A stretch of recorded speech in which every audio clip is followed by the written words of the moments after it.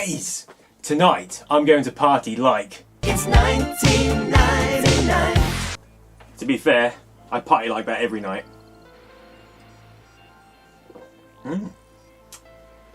Cheeky.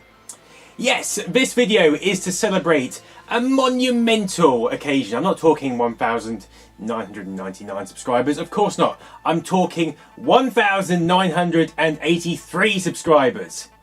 And do you know why? Because 1983 was the year I was born.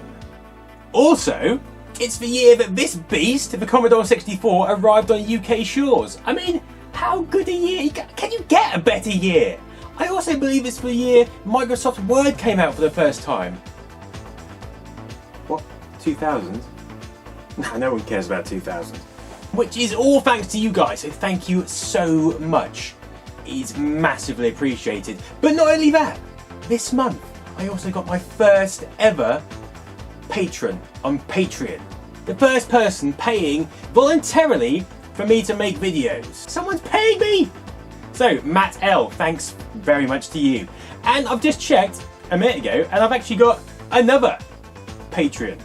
Peter Beeston, contributing $2 a month. My God, 2 patrons and a subscriber target. Thank you guys. So, you 2 patrons, you will be getting the ability to vote on my next main videos. If you want to vote on the list of videos I give you for which I'll be making, then get on Patreon and be my patron. It's much appreciated if you do. So anyway, this video is a special. I'm going to show you guys my entire system collection, which is going to take a while. So, let's get started. In chronological order, we start with the Philips G7000. Look at this marvel of 1978 technology. It may have a membrane keyboard, pack only 196 bytes of RAM, and consume the space of a minor planet, but this thing is a miracle of the 70s, especially given its Intel 8048 processor clocks in at an almighty 1.79 MHz.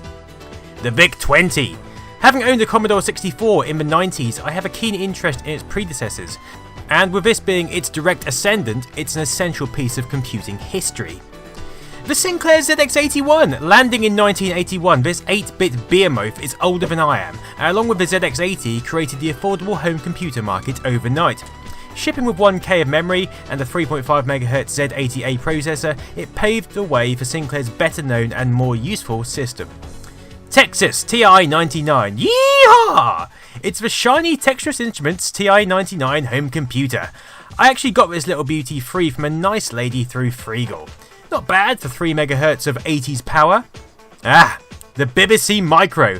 Now, I've watched the BBC dramatisation Micromen approximately 9 billion times. Mainly because the competitiveness between Sinclair and Acorn during the early 80s is compelling viewing. Essentially, it charts the story of Acorn winning the rights to produce a BBC branded home computer in 1981, and the BBC Micro is the result. If you went to school in the 80s, I'm pretty darn sure you'll remember seeing one of these sitting in the computer room, which at the time was just a small space in the corner of the library. So, on to another computing landmark. The Sinclair Spectrum! Fresh from April 1982 and utilising the same processor as the 81, this is the machine which truly opened the British public's eyes to the world of home computing.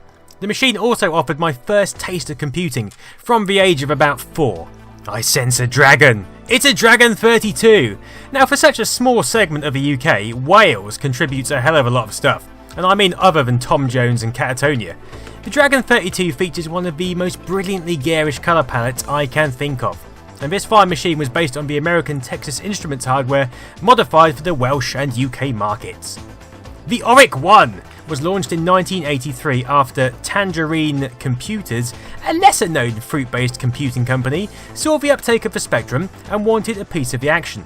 If you thought the Spectrum's rubber keyboard was bad, try this Wrigley's Extra sponsored keyboard. It's ball-achingly bad. Acorn Electron. Whee! Back to the Acorn story. In this instance, Acorn's cut down BBC Micro, which came just a little too late to the market. Still, I love the truly 80s design on this thing, including the checkered strip across the top. For me, this is an essential piece of 8-bit history. Plus, they're a lot cheaper than BBC Micros, even today. Incidentally, wherever you see that keep stamp, it means that this is one piece of history you won't find on my eBay shop. Although I currently have 3, so you'll probably find the other 2 on there. Okay, next I have the Toshiba Msx H X10. Now the MSX story is an interesting one, which I have absolutely no intention of covering here, but thankfully already have in my MSX platform review video a few weeks back. The HX10 is a common variant of the MSX hardware. What's not so common is the Sinclair QL, supposedly a quantum leap in computing. This elongated business-aimed machine was more of a drunkard fall backwards in terms of marketing and uptake. And for that reason, and the quirky micro drives, I love it. Commodore Plus 4. Ah, shit. Whilst we're on the subject of marketing fails, I give you the completely unnecessary and absurd Commodore Plus 4. A nice to have now, but in the 80s, give me a Commodore 64 any day. So, onto my Amstrad Cpc 464 of Alan Sugar fame. This soulless piece of kit was Amstrad's attempt to jump into the home computing market, which they did reasonably well. Actually, so well that they bought out Sinclair in 1986, but not before Sinclair released 2 excellent machines, the first of which is the Sinclair Spectrum Plus. Essentially the same as the original Speccy, but with a new case and slightly improved keyboard. This was almost the Sinclair Spectrum that I would come to love and cherish during my childhood, but not quite. The Pioneer PX7 is next, and we're back on the MSX boat. I picked this reasonably rare example up from eBay a couple of years ago, and quite frankly, it looks for tits. There's just something about computers which resemble component hi-fi systems, even the CD-TV for example, which gets me all kinds of rowdy and excited! Woo! On that note, we have the Amstrad PC1512, which doesn't resemble a component hi-fi system, but which was instead meant to resemble an IBM PC compatible system, which it did, and indeed was pretty much IBM PC compatible. This one even sports a hard drive. Now, I've done a review on this, but it's an old one and probably a little crap. But still, feel free to check it out. Next! My American Commodore 128. Man, I wanted this machine badly when I had my Commodore 64. I kept reading about its technical marvels in Commodore Format magazine, but it was always just out of my grasp. To be honest, I'm not sure what I'd done with it had I obtained it. There are very few 128K specific titles in the wild. Still, my strong desire for it remains to this day. So, it's a keeper. And whilst we're on the subject of 128Ks, I present my beautiful Sinclair Spectrum 128 Plus. Now, remember the Spectrum I was talking about that I came to love and cherish? Yep, this is it, and frankly, it's the best system Sinclair ever made. Sound now came out of your telly rather than the onboard speaker, it had a proper sound chip, not to mention 128K of RAM and that rather lovely heatsink on the side.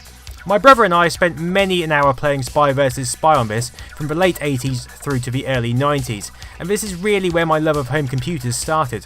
I can still recall the excitement of walking into software shops armed with my pocket money in the 80s, filled with rows and rows of budget label tapes. Awesome.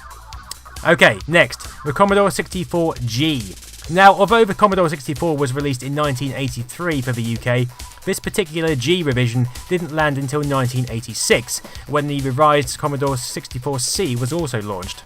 I recently sold all 3 of my C variations, but this one is unique to Germany, as they apparently preferred the original case design, and in these colours, so do I. I love the aesthetics of this variation, not to mention it's still a Commodore 64, and this is definitely one I will keep. Okay, BBC Micro Master. This is essentially a BBC Micro, but with all the optional extras built in. It still looks like a tank, but a splendid one nonetheless. Probably one you'd see in the posh schools. Okay, the Atari 520 ST-FM is next, and this is the original machine I received for Christmas 1994, which my parents purchased off my friend Michael. Now yes, I was quite late to get on board the 16-bit home computing scene, but I had been playing Double Dragon and Gauntlet on this mean machine for many a year prior. For that reason, it is a keeper. And so that brings us on to the first console. It's an NES, which if you owned a Master System whilst growing up, can be described with one word. An inferior piece of kit. No, wait, 5. Inferior. It was definitely inferior. Or shit, whichever word you want. And here it is, the Sega Master System. This was the machine it was inferior to, the utterly phenomenal Master System. Am I biased? You're damn right I am. This was the first model and arguably the best. Okay, Apple SE next. I love the design of this thing. It's an item of utter beauty, elegant lines, stark, simple, bold, brilliant. It's a shame I've just sold it on my eBay shop. Damn you, capitalism. Okay, Atari 7800 is next. I completely forgot I had this console. I found it on top of my cupboard. And essentially, it was Atari's solution to compete with the Japanese consoles, but it just wasn't up to spec. As we continue through the passage of time, we reach the Z88 and land back safely in the realm of Sir Clive. Again, based on the Z80, Sinclair was back with his old rubber keyboard witchcraft. But I tell you what, this portable computing device is actually quite nice to type on. Surprisingly so. Atari Lynx! I'm not sure where my Atari Lynx is at the moment, so here's a picture of one I found on the internet. And one word, Zybots. Atari STE. This is what an Amiga 1200 is to the Amiga 500 in Atari land, featuring a blitter chip and various other improvements. I wanted one of these in the 90s before the Falcon came out, and then I wanted that even more. But I instead upgraded from my ST-FM to an Amiga 600. Before any of that though, I owned a Sega Master System 2. Yep, I had a Mark II, and it was bought for me in Christmas 1991 or 1990. I love this console, I even love the look of it, which divides some people. My original one used to be covered in Sega Power stickers, of course, but thankfully I'd given up with sticky things by the time I got my Sega Mega Drive. Now, I yearned for this machine like a frantic wiggling worm when I owned my Master System, and not just for the graphics. This system looks like the love child of Batman and the Starship Enterprise. I love it. Good God, how many machines do I have? Right, we better pick up the pace and take a look at my Nintendo Game Boy.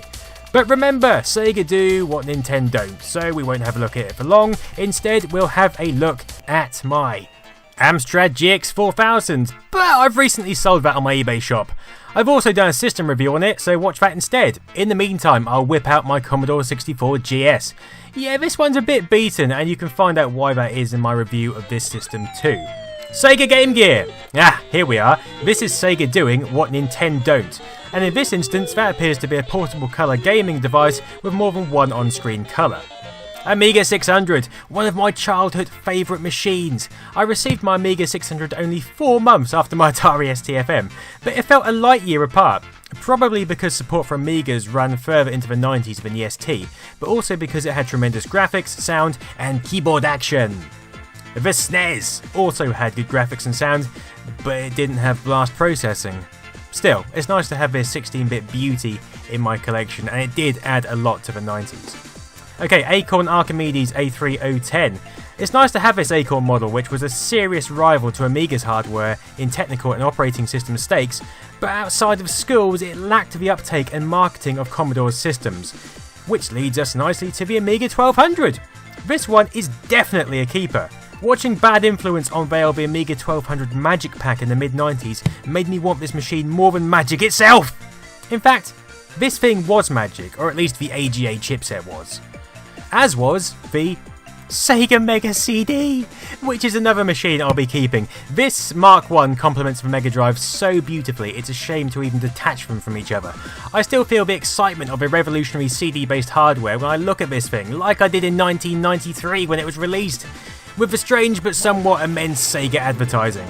The Amiga Cd32 also created that excitement, especially being the first 32-bit based CD machine to grace the UK shores, but it clearly didn't excite me quite as much as I've just sold that one on eBay, although it was very, very hard to do.